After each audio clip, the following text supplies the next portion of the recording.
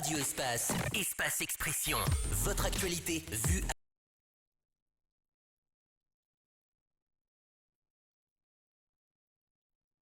Le slogan Tolérance zéro est bien à l'épreuve. Hier, des sujets déjà lancés ont été vus sur les réseaux sociaux. Beaucoup ont cru à une fuite. Si le ministère de l'Éducation nationale et de l'alphabétisation croit encore au dispositif mis en place pour éviter toute fraude dans l'acheminement des copies de sujets, il n'en demeure pas moins que cet incident soit questionnable. Il est bien clair que des téléphones ont été admis dans les centres et salles d'examen. Plusieurs ont été saisis. Dans un premier bilan établi par le département, on note une quarantaine de téléphones saisis à Kindia avant le lancement des épreuves, soit le plus grand nombre dans tout le pays. Dubreka aurait connu le plus grand score de fraude autant sur les élèves que sur les surveillants. Nous reviendrons sur cette première journée avec Mamadi Sidiki Kamara, chargé de communication du MENA. Et puis les examens de fin d'année ont lieu dans des conditions climatiques difficiles pour les candidats. Les grandes pluies les matins, le transport public n'existant pas, les élèves sont obligés d'emprunter des motos avec tout le risque qu'elles présentent. Le baccalauréat finit demain, mais pour les tout petits qui arrivent, que suggérez-vous au gouvernement? Appelez-nous au 620 28 65 65, 620 28 69 69. Ce sera vers la fin de cette émission et nous pourrons donc vous entendre sur ce sujet. L'autre sujet donc, ce matin, les populations impactées directement par l'exploitation minière sont souvent ignorées par les compagnies. Les réalités sont presque les mêmes dans toutes les régions du pays, du moins selon les plaintes qui nous sont souvent remontées. Ce matin, nous irons en Zo, dans la préfecture de Lola. Depuis plus de 10 ans, la société des mines de fer de Guinée exploite le minerai du Mont Nimba. Le village Bakore, qui abrite ces installations, manquerait presque de tout. Pas de véritables infrastructures sociaux de base et pas d'eau potable non plus.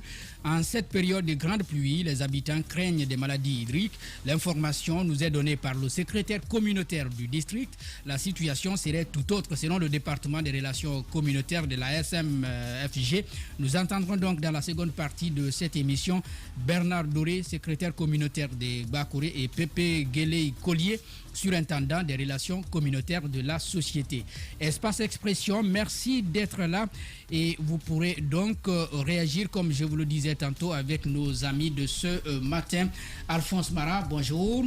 Bonjour Jacques et bonjour à tous. Bien dormi? Bien dormi, mais est-ce que je me suis bien réveillé? C'est ça la question. Tu t'es bien réveillé. Tu as juste eu des difficultés à arriver je suis sorti trempé comme une, comment on va dire, comme une abeille. Ouais, mais c'est la saison. Il faut comprendre. Caps, bonjour. Bonjour Jacques, bonjour à tous. Bienvenue à cette émission. Merci beaucoup. Vous voyez, lui, il n'est pas mouillé, il n'est pas trempé. Ah oui, mais je suis venu tremper. Ah bon? J'ai dû enlever vu que j'étais à la télé le matin en émission. Okay. C'est ce qui a fait, sinon je suis venu tout tremper aussi. Mais on fait avec, c'est la saison pluvieuse. D'accord. Diba Minimono, bonjour. Bonjour Jacques et bonjour à tous. Lui n'est pas trempé. Donc, il n'est pas trempé. Mais il a l'air fatigué. Ouais, très fatigué. Nos pensées donc à Daouda Mohamed Kamara qui a des petits bobos de santé. Il nous reviendra lundi, nous l'espérons. Et ainsi qu'à Maf d'ailleurs qui souffre aussi un peu. Tous les deux pourront reprendre le boulot normalement de lundi. Alors on va partir avec ce baccalauréat unique qui a donc démarré hier. Alphonse Mara, nous avons vu une journée, une matinée plutôt calme et vers midi on apprend des choses comme si ça nous rappelait encore les mêmes réalités, voilà, qu'on a toujours dénoncées. Hier, le bac a démarré avec les difficultés qui ont été dénoncées la veille, mais le démarrage quand même était bien parti. Jusqu'à ce qu'on se retrouve 2 heures après le lancement des sujets, avec quelques sujets de toutes les disciplines sur Internet.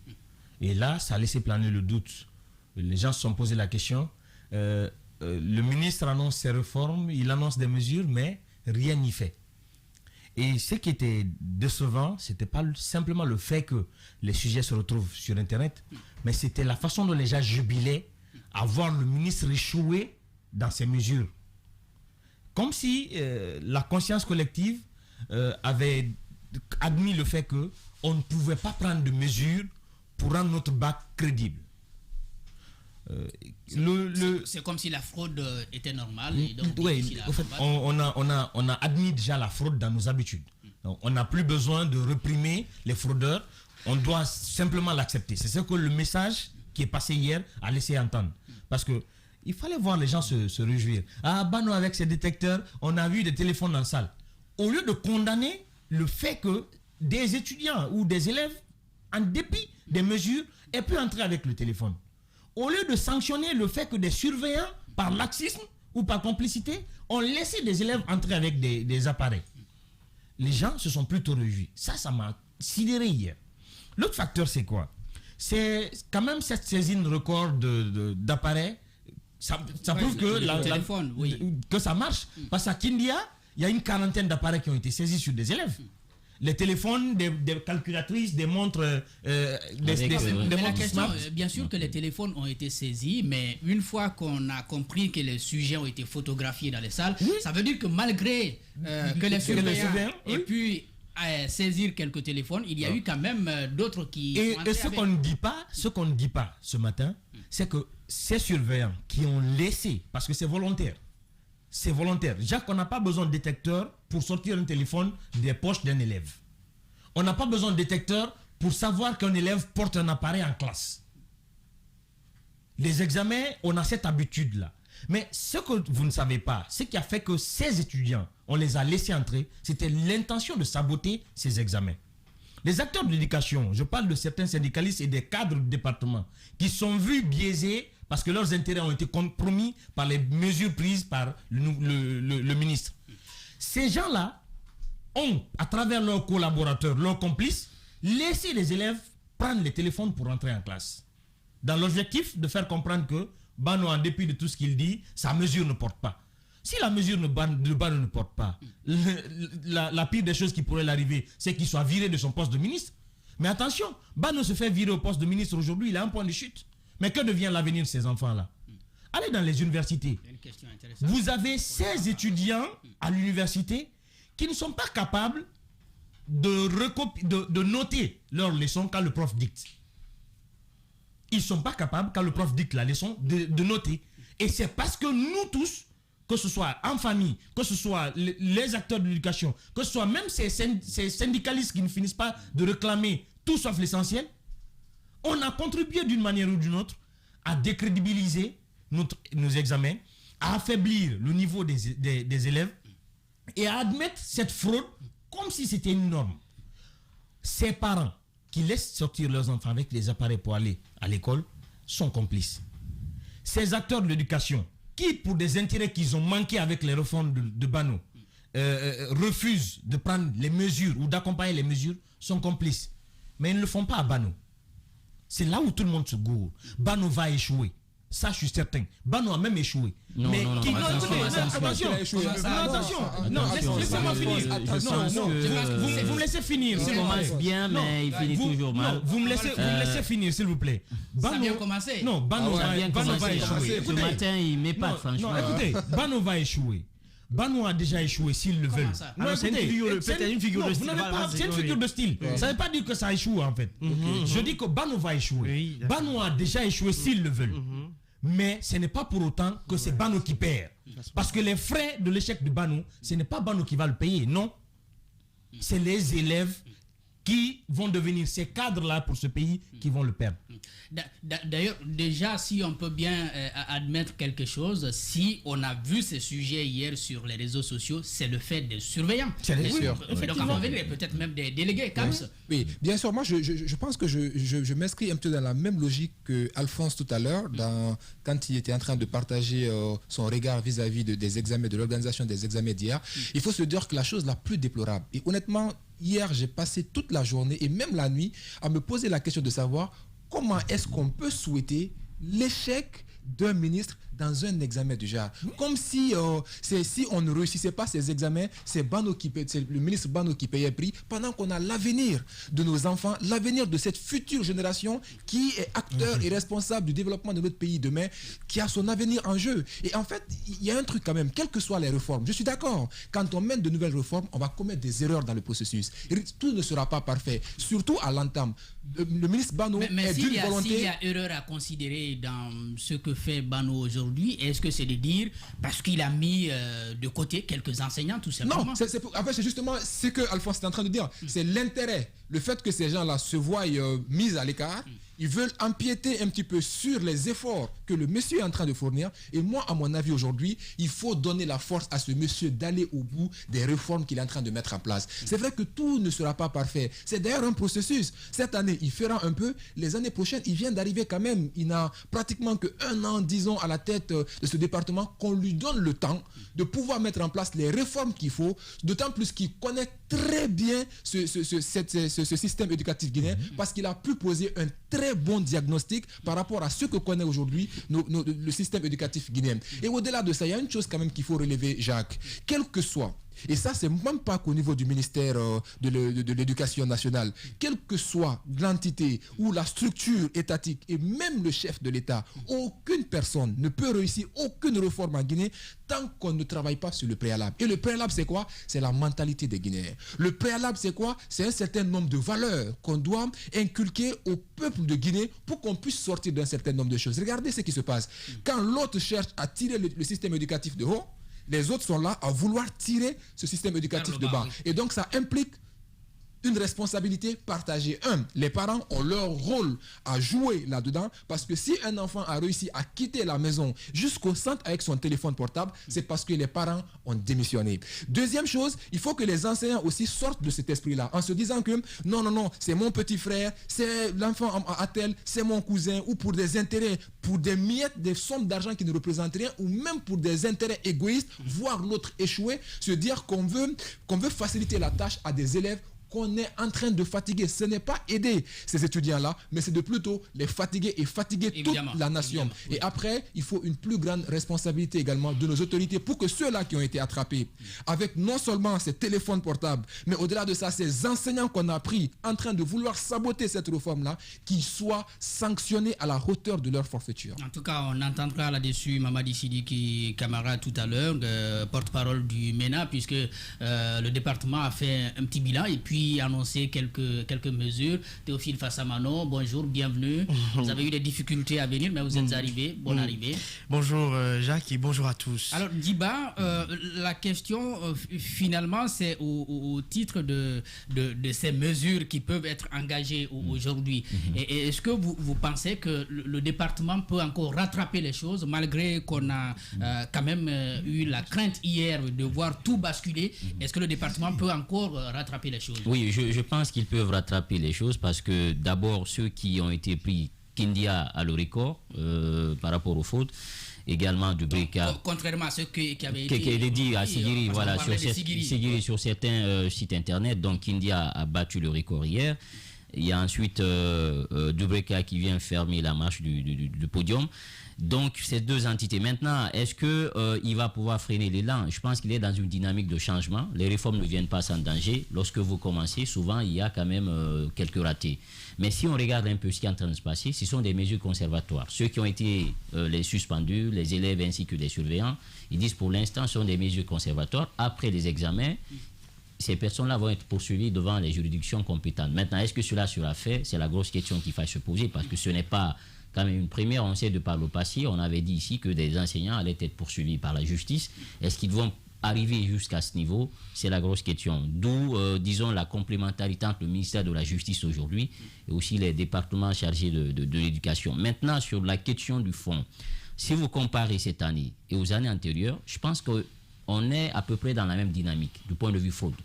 Je ne pense pas qu'il faut crier un peu au feu, parce que si vous regardez le dispositif qu'il a mis en place, quand même c'est original, les détecteurs de métaux, c'est une première dans l'histoire, si ma mémoire elle est bonne. Oui, c'est vrai que Kadijaba aussi avait des réformes aussi, disons, importantes comme Bano. Maintenant, avec ces détecteurs de métaux, il y a des gens qui peuvent, quel que soit ce que vous allez faire, il y aura toujours des réfracteurs.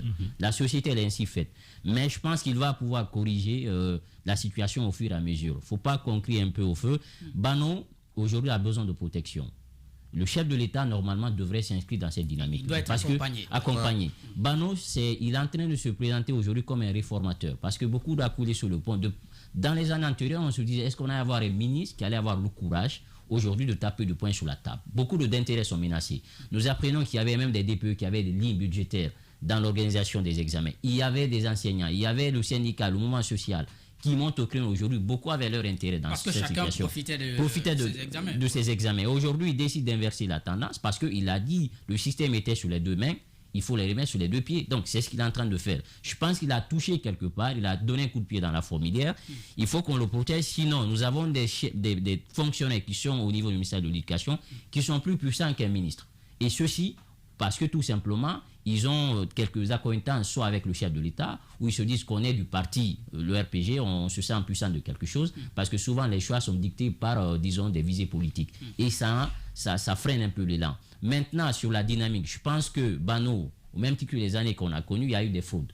Sur les fuites, moi, à lieu place des fuites, peut-être je pourrais parler pas de fuite, parce que la fuite, c'est quand vous découvrez les preuves. Oui. Avant le lancement officiel. Maintenant, si on regarde le timing, parce que moi, j'étais connecté, j'ai vu sur la page d'un monsieur, il y avait 2 minutes. Alors que le lancement était opéré déjà, il y avait pratiquement plus d'une heure de temps. Oui, donc, ça veut dire, est-ce qu'il faut parler de fuite ou plutôt de personnes qui ont voulu quand même saper les efforts qui sont en train d'être mis en place. Vous savez, même l'année dernière, je crois, ce que j'ai pu constater, il n'y avait pas de fuite en réalité. Justement. En fait, c'est des candidats qui entraient avec des téléphones, ils photographiaient des sujets, et puis des groupes WhatsApp et Facebook étaient créés où les sujets étaient traités pour envoyer, n'est-ce pas, dans les salles. Je crois que c'est une chose qui avait été tentée. Donc, moi, je ne crois pas aux fuites, parce que si vous regardez un peu le timing, c'était pas concomitant par rapport au lancement officiel des épreuves. L'autre question, c'est qu'ils ont saisi quand même le ministère en charge des télécoms pour voir est-ce qu'il faut brouiller, disons, la connexion pour le lancement des premières épreuves, pour ne pas que ceux qui vont continuer à envoyer le téléphone dans les salles de classe ne puissent pas communiquer avec ceux qui sont à l'externe. Donc, cette possibilité, on le fait dans d'autres pays. Ils l'ont demandé hier aux autorités compétentes qui ont en charge de tout ce qui est connectivité dans le pays. Ça n'a pas été fait, mais aujourd'hui, le ministre, je l'ai écouté, disait, nous espérons que ce matin, ils vont pouvoir brouiller tout cela pour ne pas que ceux qui continuent à envoyer des téléphones puissent le faire. Parce que ces équipements-là, c'est très cher, les détecteurs de métaux. Pour l'ensemble du territoire national, forcément, il y aura des zones où on ne va pas pouvoir l'utiliser. Oui, 399 justement, pour l'ensemble des centres. Des centres. Même si les centres ont été réduits par rapport aux réformes qui ont été engagées, mais on ne peut pas. Moi, je dis une chose. Bano, il faut le féliciter, il faut l'encourager. Globalement, je pense que les examens sont en train d'aller dans la direction qui s'est inscrite. Quelles que soient les œuvres humaines, ce n'est jamais parfait, il peut y avoir des ratés. Maintenant, il faut corriger tout cela rapidement pour ne pas que ceux qui veulent basculer dans cette balance-là, puisse quand même donner raison à ceux-là qui ont dit qu'ils ne pouvaient pas. Bano, c'est un réformateur, c'est un homme du sérail, il a besoin aujourd'hui d'appui pour éviter qu'on tombe dans les mêmes travers. Alors, on va comprendre la situation de ce matin encore avec Mamadi Sidiki Camara. Bien entendu, on reviendra sur la journée d'hier, ce qui a été constaté, ce qui a été pris comme mesure. Monsieur Camara, bonjour. Oui, bonjour. Bienvenue donc à cette émission, Théophile, pour la première question. Merci d'avoir répondu à notre appel. Alors, hier, donc, le premier tour, on va dire la première journée, s'est déroulée sur tout le territoire national. Déjà, votre regard par rapport à cette journée, quels sont les constats que vous avez pu observer pour la journée d'hier? Mais dans l'ensemble, nous avons constaté que les épreuves ont été lancées dans la sérénité. Que sur l'ensemble du territoire national, nous n'avons pas enregistré des problèmes de nature à compromettre la sincérité et la crédibilité de ce début d'examen.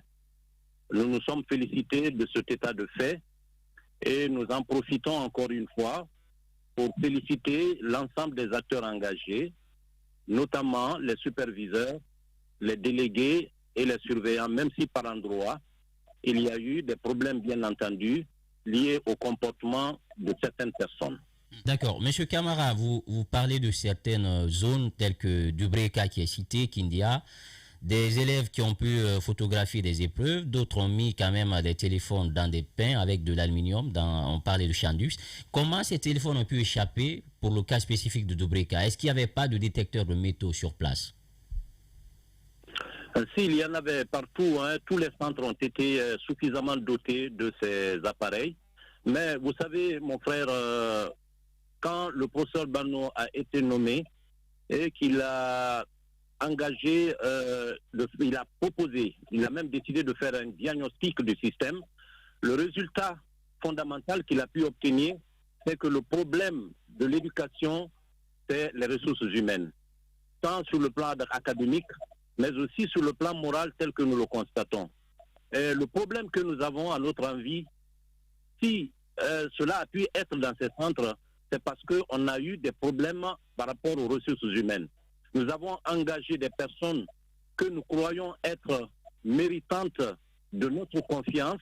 Nous leur avons reposé toute notre confiance en mettant à leur disposition tout ce que nous avons pu obtenir sous la direction du professeur Bano Bientur pour les aider à faire consciemment leur travail, consciencieusement j'allais dire, mais malheureusement il y en a toujours dans le tas qui passent autrement.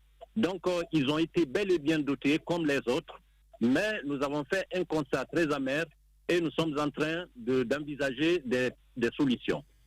Oui, Alphonse, pour la suite. Les mesures qui seront prises contre ces personnes arrêtées hier, ces personnes qui ont été concernées par ces cas de fraude, ces enseignants, quelles sont les mesures qui seront prises contre eux? Et le second facteur, c'est que cette année, les fortes pluies ont commencé au même moment que les épreuves. Quel est le sort réservé à ces candidats qui n'ont pas les moyens de venir à temps dans les centres d'examen? Oui, d'accord. Je vais commencer effectivement par la première question. Le sort réservé à ces enseignants, vous savez, nous avons toujours agi de la même façon. D'abord, ils sont systématiquement renvoyés. S'il s'agit des élèves, ils sont eux aussi renvoyés systématiquement pour fraude ou tentative de fraude. Et les élèves vont perdre l'année parce qu'ils ne seront plus reçus pour le reste des épreuves. En termes de chiffres, M. Camara, est-ce qu'on peut savoir combien ont été renvoyés hier pour faire de fraude sur l'ensemble du territoire? Oui, au moment où vous m'appelez, peut-être que je ne serai pas capable de vous donner exactement le chiffre, mais je vous promets dans les prochaines heures. Ce que je sais, c'est que les endroits où il a été constaté le port du téléphone sur certains élèves, nous avons dû identifier. Et pour de vrai, quand même, on a donné l'identité des élèves qui ont été, qui se sont rendus coupables. Nous avons donné également l'identité des enseignants qui avaient charge de les surveiller. Nous comptons faire pour les autres pour les autres préfectures où nous avons constaté les mêmes faits.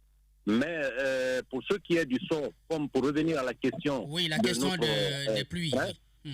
Le sort, d'abord pour les élèves, je l'ai dit, ils sont systématiquement renvoyés, ils vont perdre l'année pour fraude ou tentative de fraude. Quant à l'enseignant, il est aussi renvoyé. Et ça, c'est à un autre niveau seulement. Il est renvoyé, il est identifié. Les 3 années qui vont suivre, s'il plaît à Dieu, lui ne sera pas associé à la gestion des examens en Guinée, à tous les niveaux. Il y en a même, vu la lourdeur de la faute, il y en a qui pourront faire 5 ans sans être plus associés à la gestion. Ça, c'est du côté du MENA. Mais nous allons également engager des poursuites.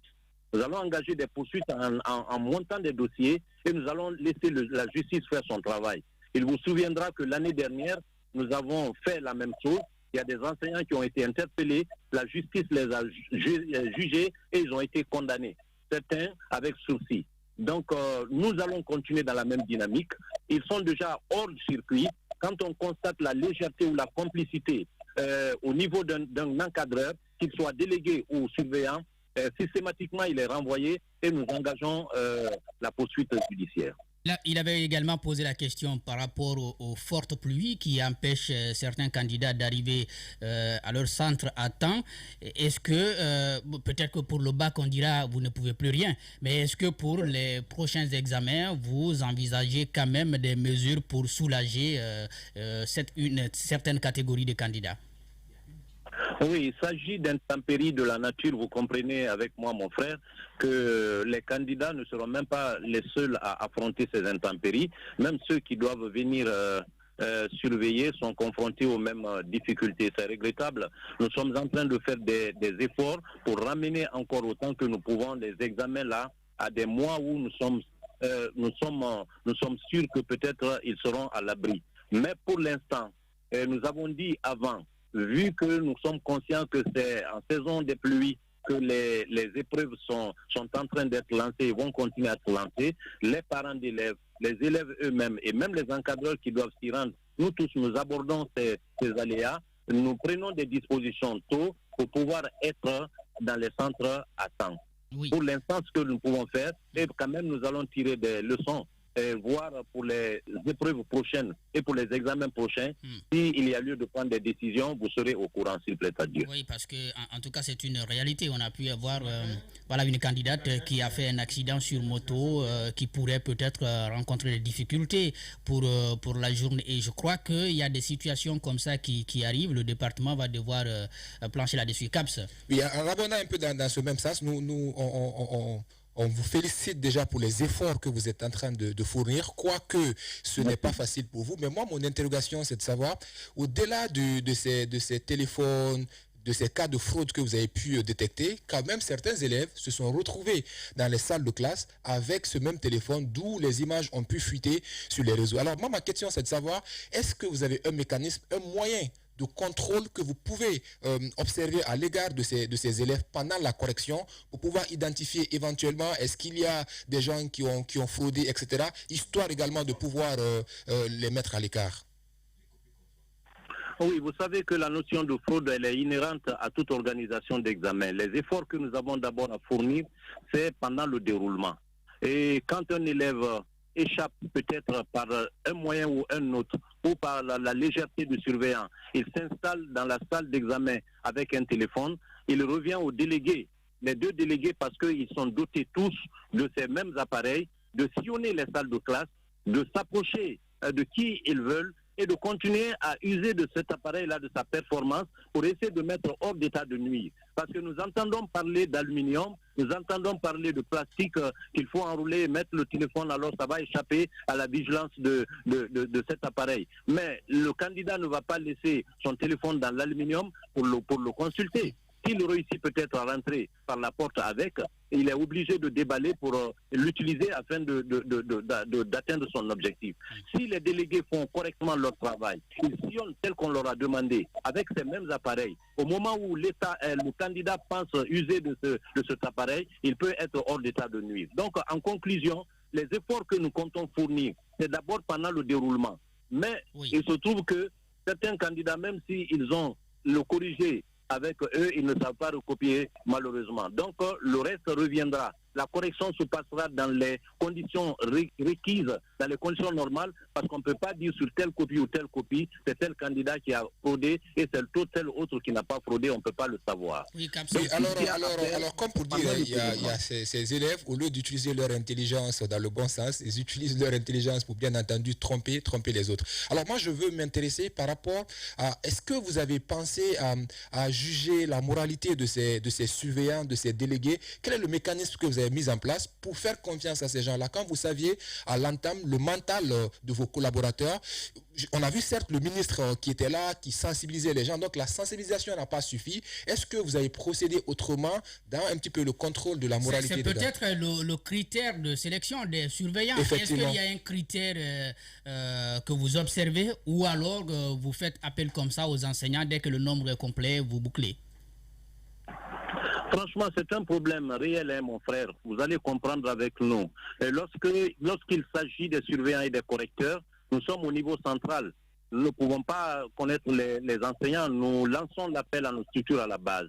Nous leur demandons, et notamment ceux qui gèrent les écoles, les proviseurs et les censeurs, fouillez dans le personnel. Essayez de voir au niveau de vos enseignants, ceux qui sont de moralité, qui sont de caractère, que vous croyez bien, non seulement académiquement, mais moralement. Choisissez-les et remontez-nous la liste. Tout ce que nous utilisons là, en tant que surveillants, en tant que correcteurs ou en tant qu'autres, les listes nous parviennent de la base. Donc c'est là où se trouve d'abord le problème. Si on ne choisit pas l'enseignant qu'il faut, mais évidemment, vous allez comprendre avec moi que c'est très difficile de lire sur le front de quelqu'un quand je vais le choisir, il sera sérieux ou il ne le sera pas. Seuls ceux qui les utilisent durant l'année sont censés les connaître moralement. Oui. Et c'est eux qui nous remontent les listes. Monsieur Camara, en même temps, avant l'organisation de ces examens, vous aviez fait une enquête, une étude que tout le monde avait appréciée. En tout cas, personnellement, moi, j'avais apprécié parce que vous aviez identifié les problèmes. Et le cas des surveillants avait été indexé. Comment, après ce constat, vous ne pouviez pas apporter des corrections? Vous n'avez pas pu comprendre, par exemple, que les surveillants sont juste sélectionnés parce qu'il y a une question d'argent derrière, pas pour la crédibilité qu'il faut y donner, n'est-ce pas, à un examen? Les 2 jours d'ateliers préparatoires que nous avons eus ici, nos acteurs à la base étaient avec nous face à face. C'est l'une des questions abordées. Nous les avons mis devant leurs responsabilités. Nous leur avons dit tous les problèmes liés au choix de surveillants et de correcteurs. Nous avons dicté nos principes. Mais Jacques, vous serez d'accord avec moi que nous ne pouvons que ça, leur demander de nous donner des enseignants que nous ne connaissons pas, qui sont de moralité et qui ont le caractère.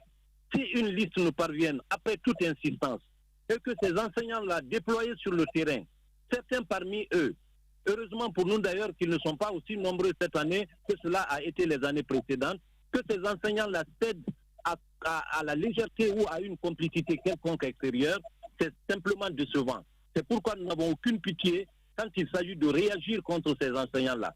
Une fois identifiés et pris dans le lien de culpabilité, nous nous agissons à notre niveau et nous tenons à ce que le dossier soit monté et déposé à la justice.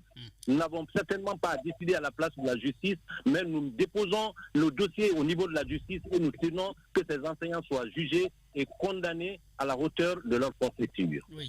Oui, M. Camara, sur la question de la connexion, parce que nous avons appris que parmi ces batteries de mesures, il y avait également une collaboration qui devrait avoir lieu entre vous et les autorités en charge de tout ce qui est connexion dans le pays pour restreindre un peu le débit, ne serait-ce que pour les premières heures des épreuves. Est-ce que ce matin, cela est opérationnel? Oui, c'est dans le cadre de la digitalisation, mais écoutez, l'enrôlement, je ne l'appelle même pas ça l'enrôlement, c'est une identification. Donc l'identification et cette vérification de l'identité des candidats n'était pas posée comme une condition sine qua non aux candidats pour qu'ils prennent part à ces différents examens. C'est pourquoi depuis le début hier, vous n'avez entendu aucun candidat dire qu'il a été mis dehors parce que simplement il n'a pas fait ses empreintes, l'empreinte digitale. C'est un processus que nous avons commencé, qui peut peut-être continuer même au courant du déroulement de ces épreuves, ou alors après. Ça ne les concerne pas seuls. Je crois que la question de Djiba par rapport à la connexion, je crois que c'est par rapport à l'incident qui est arrivé hier. Donc... Téléphone dans les salles de classe, parce qu'on aurait appris que ceux qui vont peut-être échapper au mailles du filet pourraient avoir des téléphones dans les salles de classe. Est-ce que leur connexion, parce que j'aurais appris qu'on pouvait quand même brouiller les choses, pour éviter à ce qu'ils communiquent avec les personnes qui sont à l'externe? Oui, vous savez que c'est des mesures. Nous avons voulu bien envisager ces mesures-là, mais il y a de ces mesures dont, si vous voulez, la responsabilité ne relève pas seulement que de nous. Si ça relevait entièrement du MENA, on aurait mis en application ce que nous avons ambitionné. Mais vous en avez fait la demande? Il faut penser qu'il faut associer le ministère des télécommunications. Il faut voir beaucoup d'autres aspects. Nous avons manifesté le désir. Est-ce que ça reste envisageable? C'est envisageable, mais seulement peuvent se prononcer là-dessus les spécialistes des questions justement de postes et télécommunications.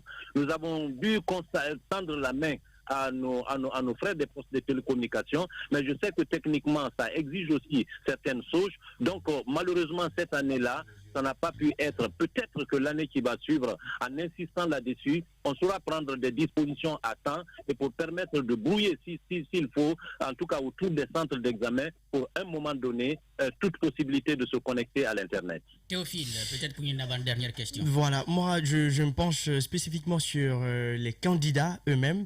Il y a des candidats qu'on a vus avant-hier qui jusqu'au soir n'arrivaient pas à avoir certains documents, notamment des cartes et puis ce recensement biométrique que vous aviez commencé. Alors dites-nous, est-ce que tous les candidats ont pu avoir à ce jour leur carte?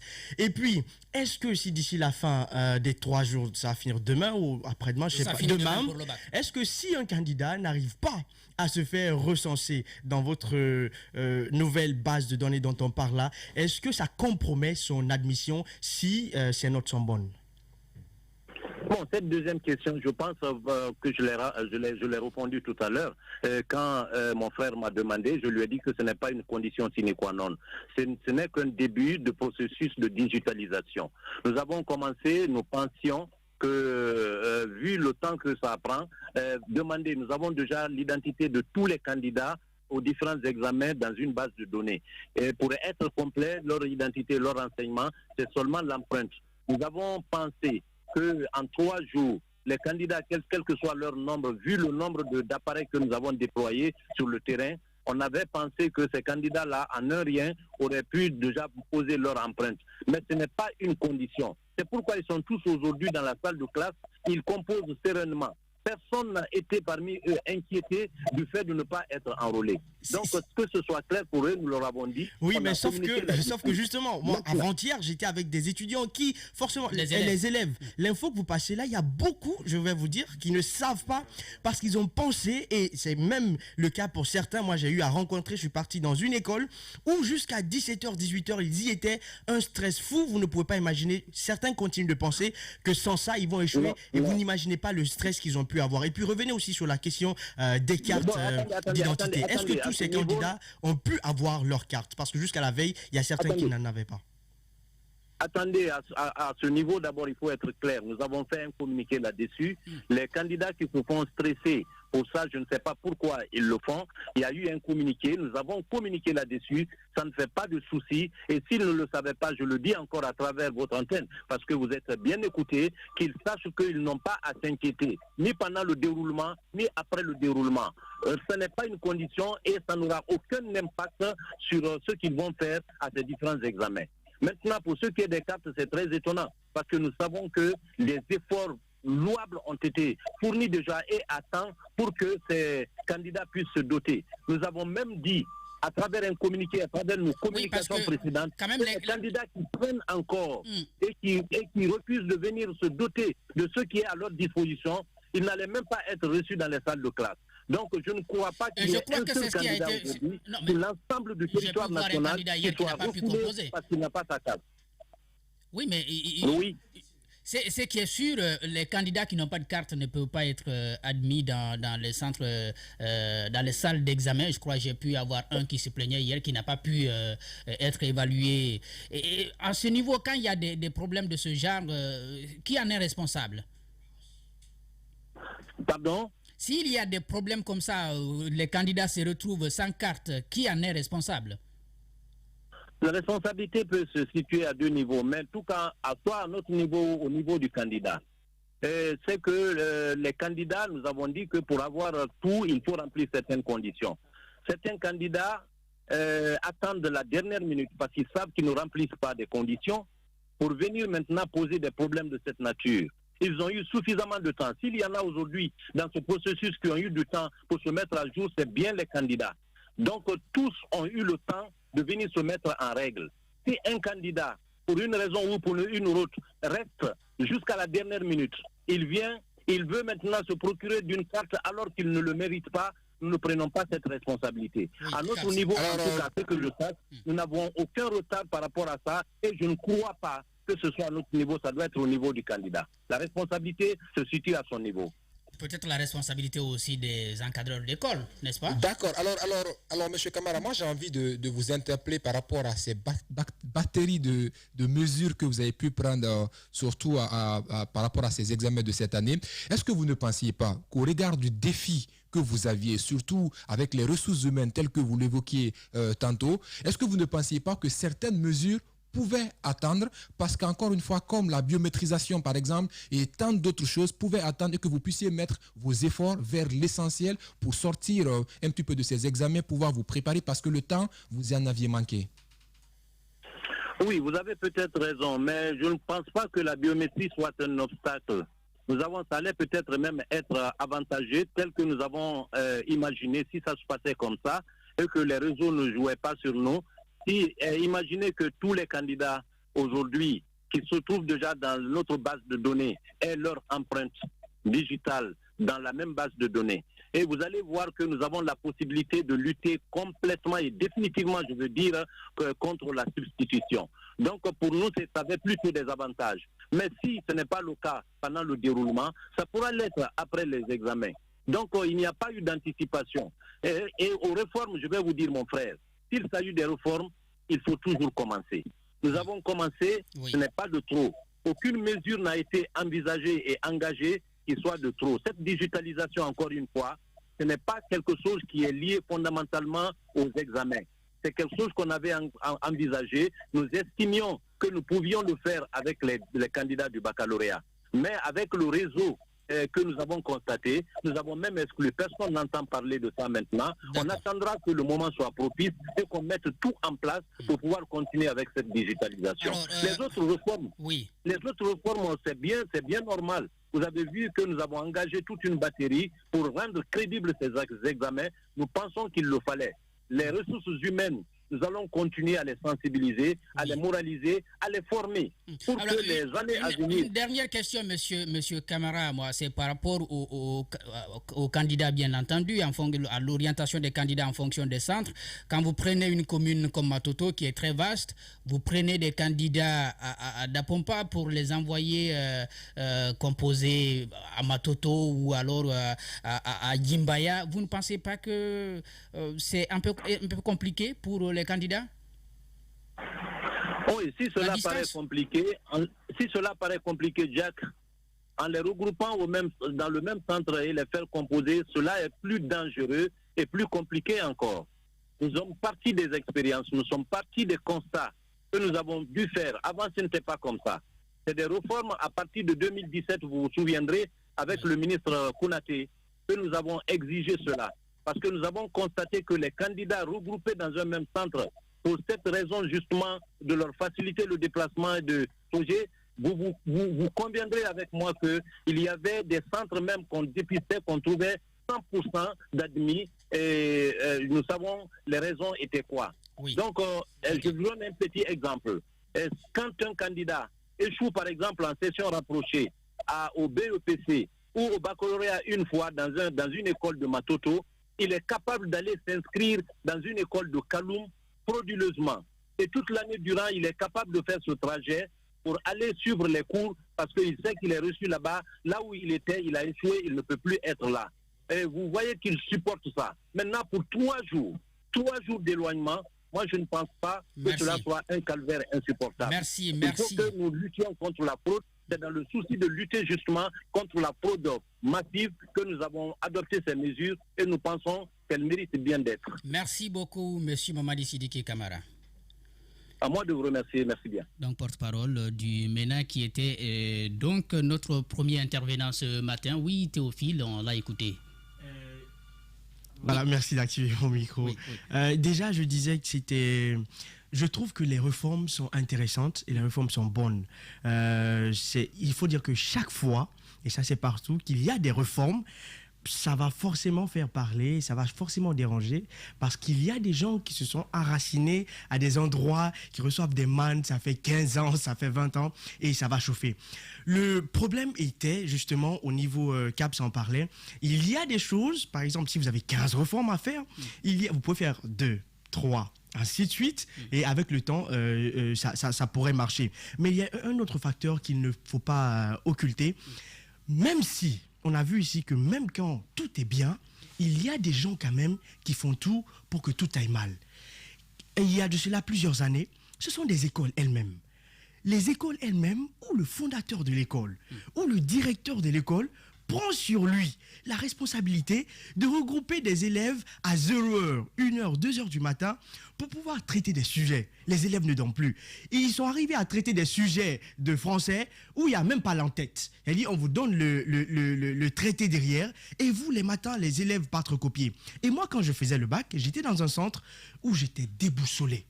J'ai compris que même parfois, quand il y a l'envie du ministère, même s'il faisait tout, même si on disait non, même si tout était fait à temps, même si chacun avait la possibilité, dans les centres, il y a le chef de centre à l'époque qui est venu voir les étudiants, les élèves, et leur dit, bon, demain on a telle matière physique, il faut payer tel montant, et puis demain il y a la personne qui gère. Ouais. Et le gars qui traitait est en bas. Je vous dis, lui le chef de centre, il a pris l'argent avec tous les élèves. Et les élèves eux-mêmes, c'est entre eux, ils se disaient, non, taisez-vous, il ne faut pas... Je pense que dans la salle, j'ai été le seul qui n'est pas payé.